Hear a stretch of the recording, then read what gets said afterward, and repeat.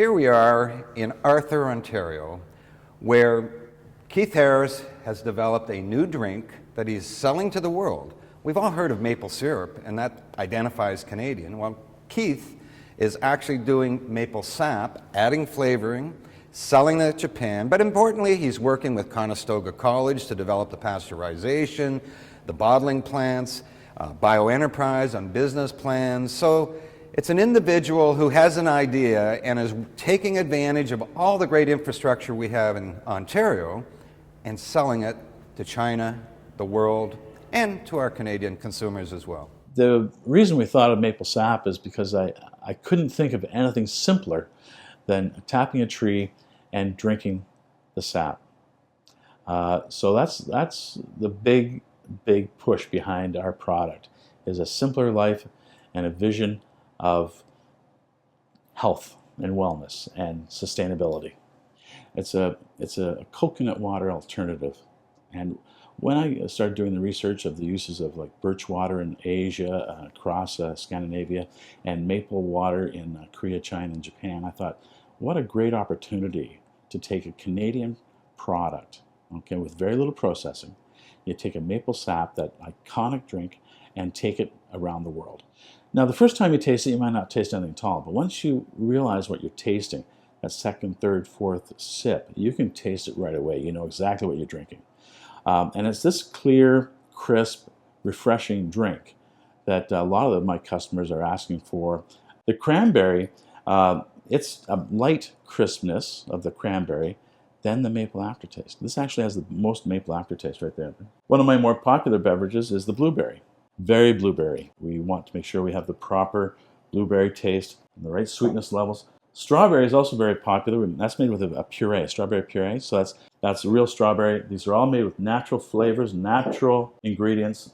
Now, maple sap it's not really an exciting drink to most people. It's a very subtle taste. It's a taste that doesn't really excite the taste buds. When you get a taste like strawberry, it really just jumps right out at you. You know it's strawberry, it smells like strawberry. People recognize that. And I'm not so concerned about whether they like strawberry, blueberry, or cranberry. I want to get the maple sap in them. Okay, so there's no water in this at all. Just what comes from the tree. It's filtered by nature. Okay, and we put it in a bottle. It's as fresh as possible, and we add some very popular flavors so that everybody can have a try of it. That's how we go with that.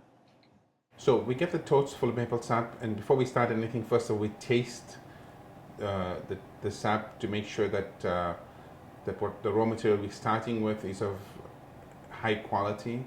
From there, when we test the sugar levels to make sure that's correct, then the sap is pumped into a vat and we add the various juice concentrates to it. From there, it goes to a pasteurizer where it's hot filled at about 90 degrees Celsius. Bottle is capped, goes through a cooling tunnel to cool the bottle fast enough so the vacuum is formed, and then the product's labeled and ready for packing. But maple sap is an underutilized product in Ontario. Believe it or not, you may think that maple syrup is expensive. It's really hard to make. It's very expensive to make. And the people who are doing it, those people that own the sugar bush, aren't making a lot of money on it. It's more of a tradition. So what's happening is these people that have the sugar bushes, they're getting a little bit old. They don't see the profit margins like they had. They're getting out of it. So selling the maple sap without all their expensive processing will actually rejuvenate the maple sugar industry. Because now you're not doing all that processing. You're not boiling it off. I'm going to buy it off you, or someone else is, and they're going to do the processing, and you're going to make your margins on selling the sap. Sugar bush owners don't even think of it as a value product. It's pretty much useless to anybody. I want a cup of maple sap. What's it worth? What's 10,000 gallons of maple sap? Now we're talking, right? The expensive part is the handling. Because the maple sap has to be used up within 24 hours. You can't let it sit around. It has to be in that range of 2 to 4 degrees Celsius. Otherwise, it'll spoil. And if it spoils, poor quality is going to get to you, right? So you have to be very, very careful. That storage cost is very expensive. So let's go through the steps. Maple sap, the sap flows in the spring, late February to into April. And out of that 40 days, there might be 10 days or 15 days where the sap actually flows, special conditions, right? So it's very intermittent. And that's part of the reason why you can't bottle. You can't have a plant on standby waiting for the sap to flow.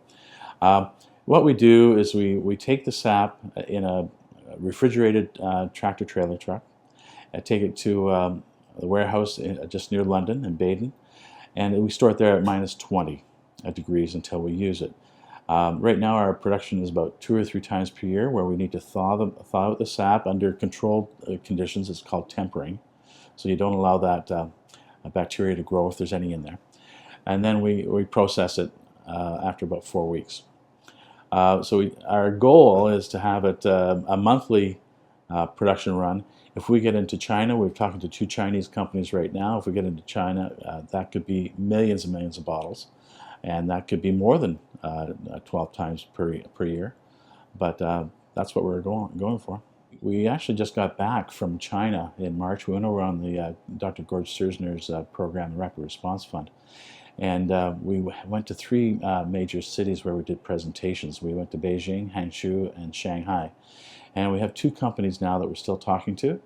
And when we talk to people like the Chinese, you have to realize it's a long-term type thing. They take you on, you develop a product for them, and you could have that foot in the door that nobody else has. And so you have to be like the first one there, and you have to impress them. The quality is really important. This symbol with the Canadian maple leaf is the Canada brand designation that you have to apply for, and a symbol of Canadian quality throughout the world. They look at Canada like the freshest, highest quality foods. Okay, we're working on that to make sure we maintain that reputation. So we have to make sure we have a perfect product. But if I can ship to Japan, or ship to China, or ship to Korea, I will be able to ship anywhere in the world. If I can meet a Japanese specification, there's no market that will be closed to us. We could supply all the sap they want to the United States, China, Japan, Korea. The Japanese are the #2 importer of Canadian maple syrup. So they already have a knowledge of what the goodness of maple syrup is. When we bring them a drink that they already culturally accept, they drink the birch water and maple water already. You put the Canadian brand maple stamp on there, right? And they'll just drink that up, right?